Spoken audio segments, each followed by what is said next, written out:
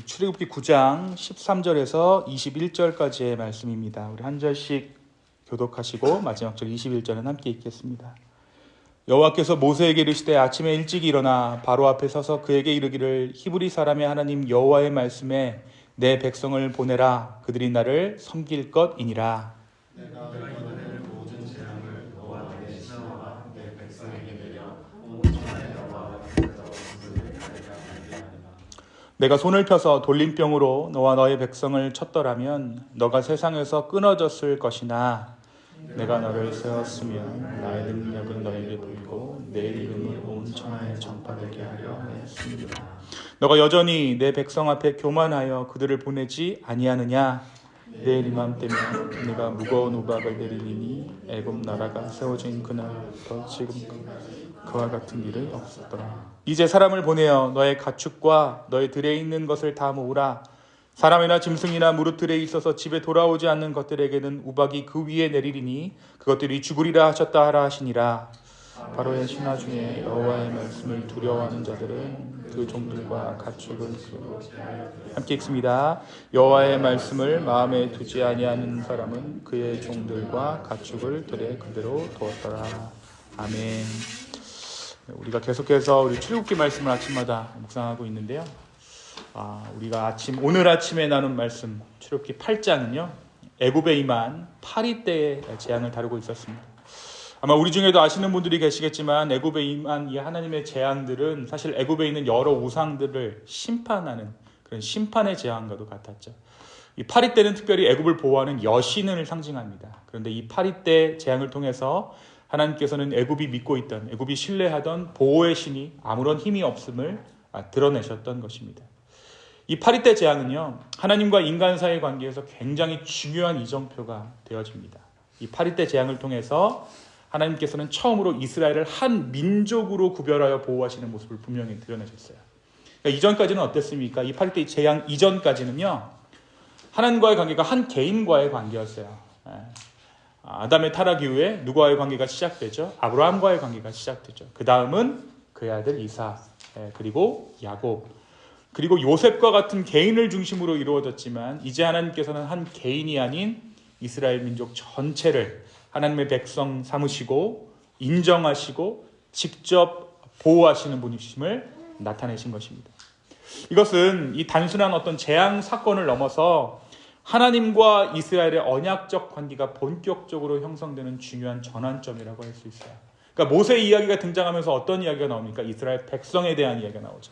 반역에 대한 이야기도 모세 개인의 반역이 아니라 이스라엘 백성의 반역에 대한 이야기가 나와요. 그리고 하나님께서 이제 하나님 백성 되려면 이런 것들을 행하려고 모세에게 무엇을 주십니까?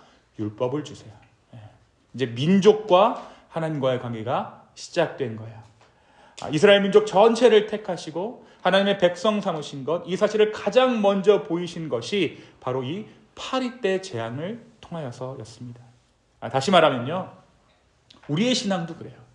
우리의 신앙이란 한 개인의 신앙에서 머무는 것이 아니라 내가 오늘 개인적으로 마음이 아파서 내 개인적으로 어떤 삶이 피곤하고 기도할 것이 있어서 하나님 앞에 나오는 것이 아니라 하나님께서는 하나님의 백성을 삼으셔서 그들을 통해 공동체를 통해 하나님 나라가 운영되는 방식을 보여주신다는 거예요. 내 개인적으로 하나님께서 내 삶을 인도하시는 방식도 중요하지만 이 기쁨의 교회를 어떻게 인도하시는가, 이 공동체를 어떻게 인도하시는가를 통해서 하나님 나라가 운영되는 방식을 보여주신다는 것입니다.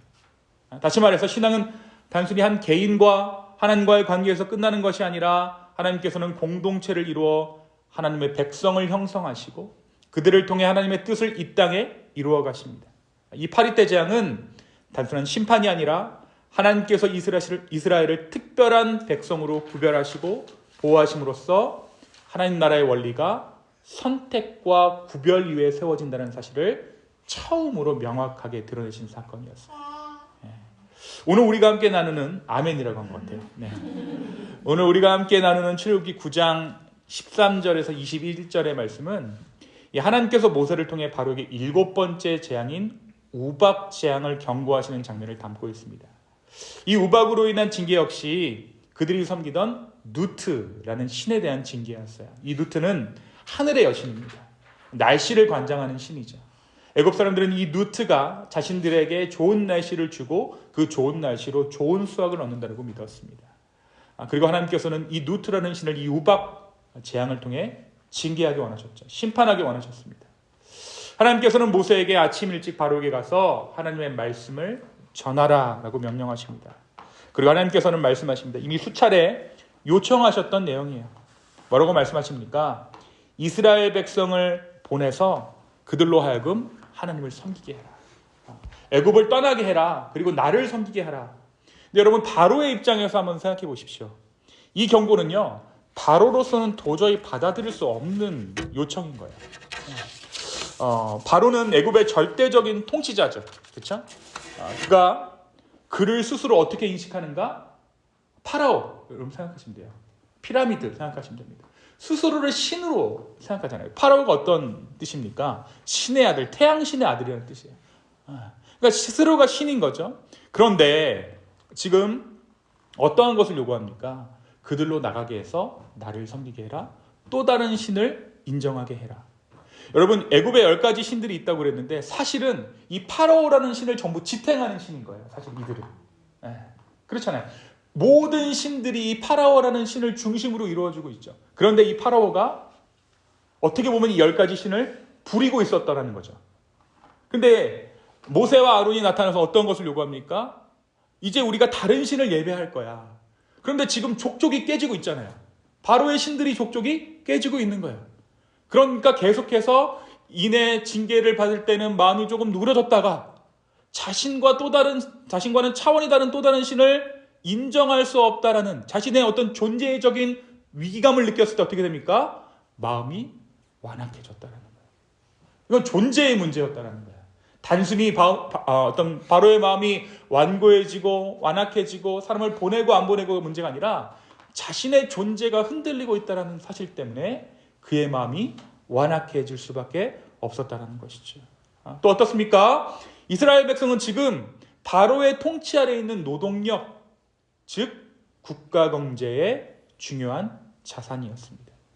그들을 놓아준다는 것은 단순한 해방이 아니라 애굽의 경제와 권력 구조가 흔들리는 것을 의미했습니다. 그래서 바로가 끝까지 하나님을 대적하며 자신의 왕권을 지키려고 했던 것이죠.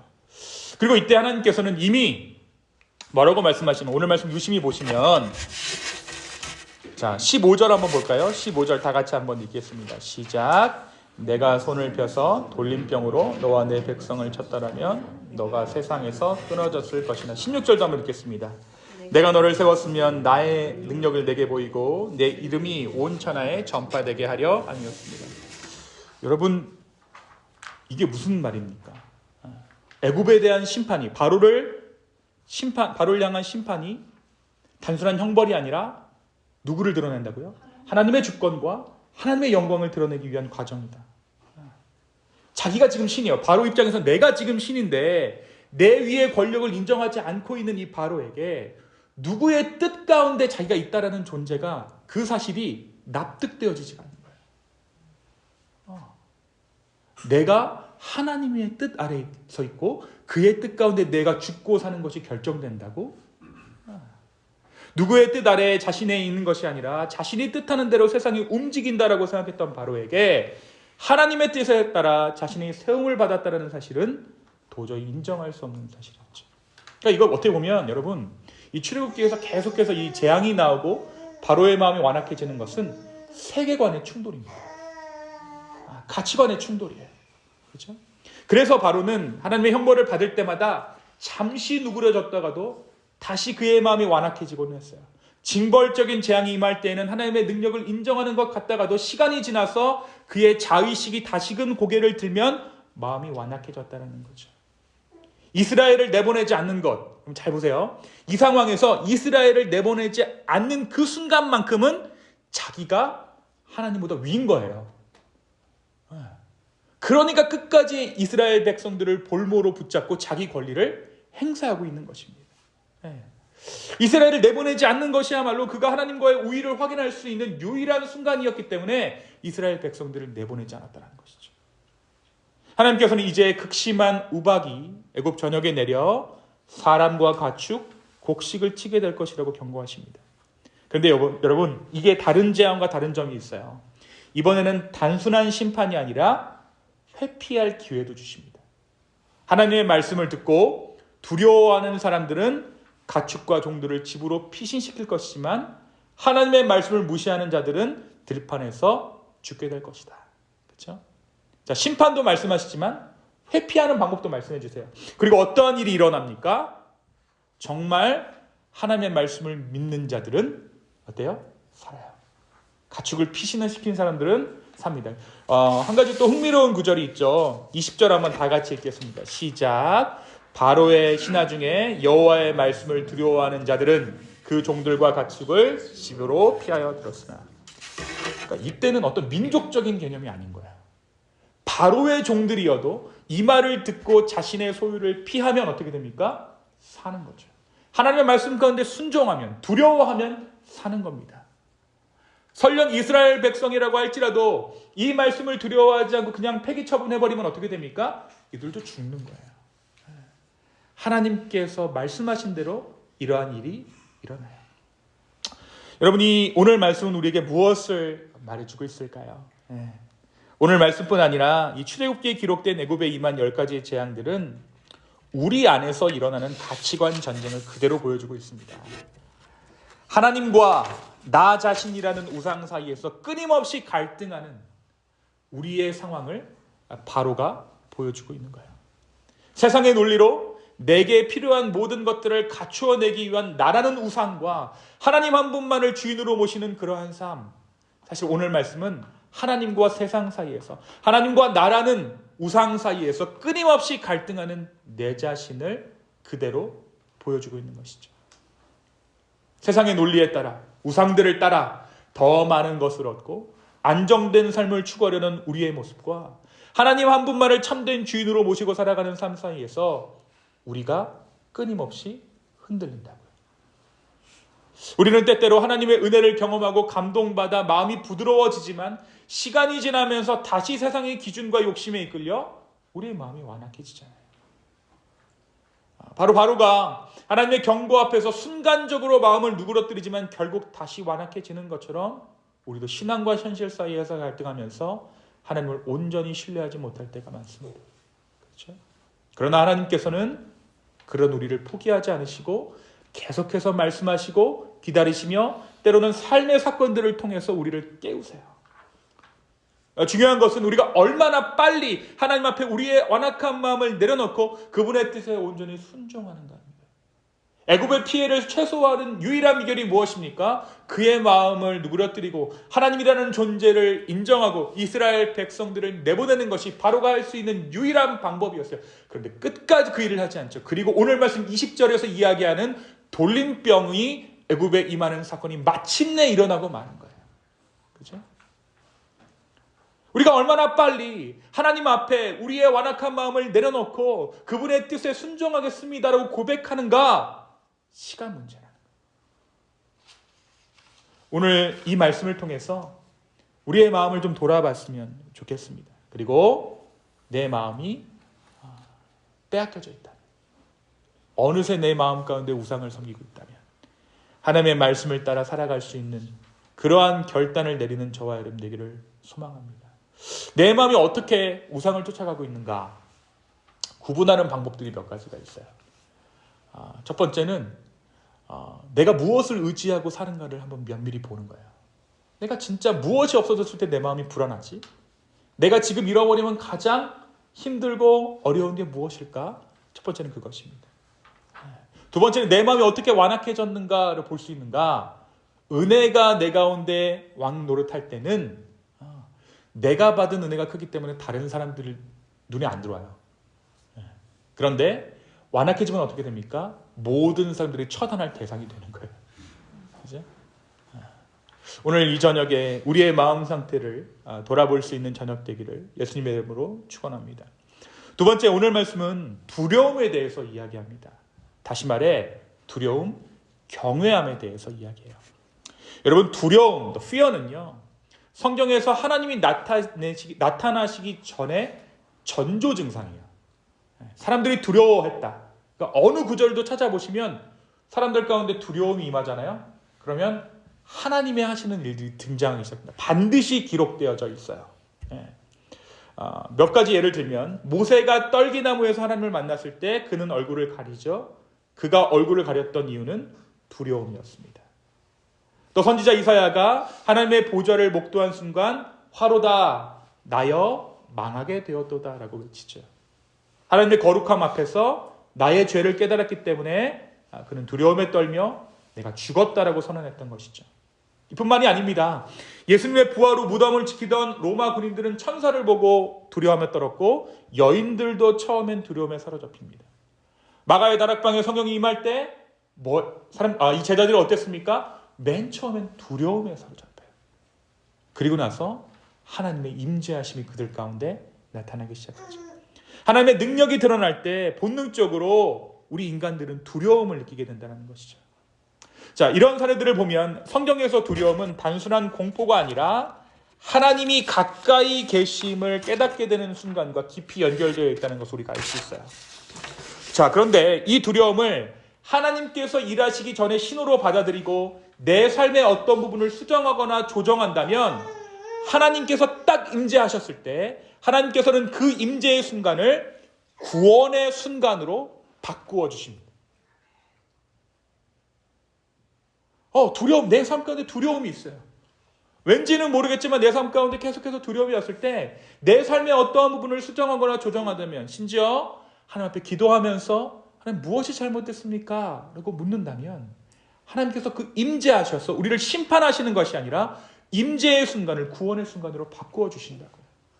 그래서 여러분, 두려움은 극복해야 할 감정이 아니라 오히려 받아들이고 하나님 앞에서 겸손하게 반응해야 하는 마음의 태도입니다. 두려움.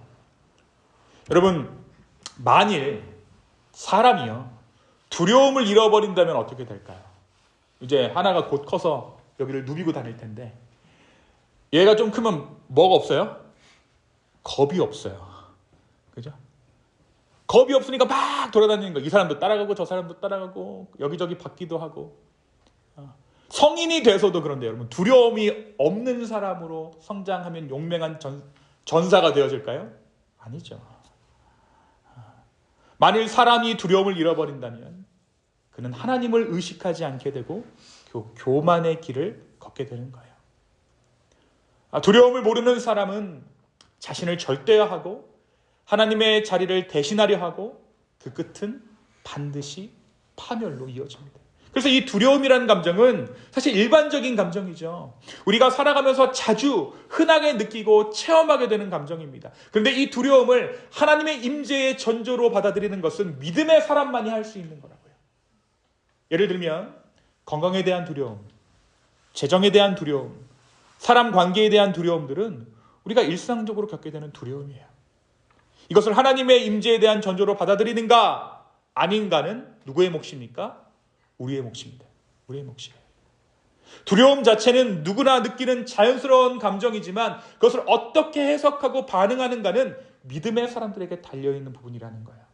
예를 들어서 어떤 사람이 건강에 대한 문제로 두려움을 느낀다고 해봅시다.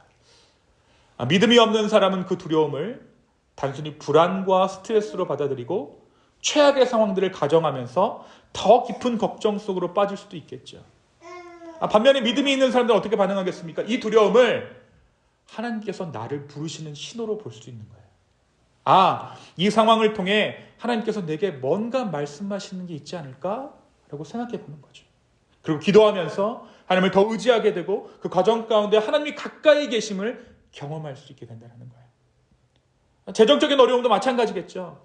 돈이 부족할 때 두려움이 생기죠. 현대에서 가장 두려운 게 무엇이겠어요? 건강 아니면 돈이잖아요. 그렇죠? 그렇지. 재정적인 어려움이 우리 가운데 들어왔을 때 우리가 두려움이 생기지만 믿음이 있는 사람이라면 이 상황을 통해 하나님이 내게 원하시는 게 뭘까? 하나님이 내게 원하시는 것이 무엇일까? 내게 의지하라고 말씀하시는 것이 무엇일까라고 바라볼 수 있게 되는 거죠. 그리고 실제로 하나님께서 공급하시는 것들을 경험할 수 있게 된다는 거죠. 첫 번째 이런 거 가르쳐 주실 것 같아요. 하나님이 돈으로 사는 게 아니야를 가르쳐 주시고 그걸 알았다 싶었을 때 그래 돈은 나에게서 나오는 거야 하면서 주시겠죠. 저도 이런 것들을 경험한 적이 많거든요. 그러니까 두려움이란 감정 자체가 하나님의 임재를 의미하는 것은 아니지만 그것을 하나님의 임재의 신호로 받아들이고 믿음으로 반응하는가 아닌가는 우리의 선택인 것입니다. 오늘 말씀 20절과 21절을 한번 다 같이 한번 읽어볼까요? 20절과 21절입니다. 다 같이 읽겠습니다. 시작. 바로의 신하 중에 여호와의 말씀을 두려워하는 자들은 그 종들과 가축을 집으로 피하여 들었으나 여호와의 말씀을 마음에 두지 아니하는 사람은 그의 종들과 가축을 들에 그대로 두었더라. 이것이 우리 가운데 주시는 하나님의 말씀입니다. 여러분, 하나님을 경외하는 삶, 하나님을 두려워하는 삶. 여러분, 누가 그런 말을 했죠. 하나님을 두려워하는 사람들은 세상 그 어떤 것도 두려울 것이 없고 하나님을 두려워하지 않는 자들은 모든 것이 공포다. 여러분, 어떠한 삶을 살아가시겠습니까? 오늘 이 저녁에 우리의 삶을 돌아보고 또 결단할 수 있는 저와 여러분 되기를 예수님의 이름으로 축원합니다. 제가 잠깐 기도하겠습니다. 주님, 오늘 이 저녁에 오늘 이 말씀을 통해 우리에게 말씀하여 주시니 참으로 감사합니다. 아버지, 우리의 삶을 다시 한번 주님께 드리며 우리의 마음을 주께 고정합니다. 성령님, 우리와 동행하여 주시고 우리의 마음 가운데 두려움이 있다면 이 두려움이 하나님께서 우리와 함께 하신다는 증거임을 깨달아 아버지 앞에 우리의 삶이 어떠한 방향으로 나아가는지 물을 수 있는 이 저녁 되게 하여 주시옵소서. 그리고 주님의 말씀 가운데 기꺼이 순종하는 우리의 삶 되게 하여 주시옵소서. 감사합니다. 예수님의 이름으로 기도하였습니다. 아멘.